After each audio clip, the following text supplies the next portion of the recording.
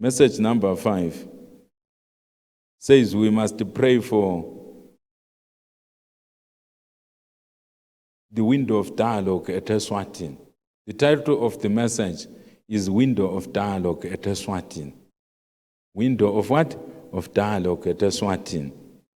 The Spirit of God says God has opened a window of dialogue in the kingdom of Eswatini. We must pray for peace in Eswatini and de-escalation of tensions and conflict. And we must pray for different communities, organizations, and people groups in the kingdom of Eswatini to come to a common understanding on how to take their country forward, including members of the royal family. Members of the royal family, including the king, have got a vested interest in keeping the status quo. But the Spirit of God says the status quo is unsustainable. The king and those who are close to him, they can't sustain the status quo. Let me put it this way, they won't be able to sustain it. For the country to go forward without tearing itself apart as a nation, they need to be flexible.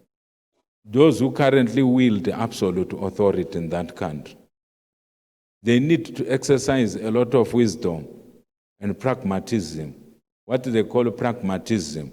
Without that, a lot will be lost in that country. And it will take them many years to repair and to start to reach where they were a year ago. They will take many years to reach where they were a year ago. Just imagine how many generations would have lost their future. Because even if they fight according to the Spirit of God, they will still come back to the negotiating table. This is what I saw in a vision. They can decide to fight for 10 or even 15 years in order to force each other to come to the negotiating table.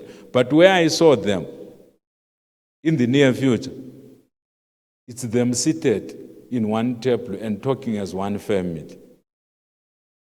The family of the people of Eswatini. So the Spirit of God is saying, those who wield the influence in that country, including the king, and those who advise the king, times have changed. I want you to say times have changed.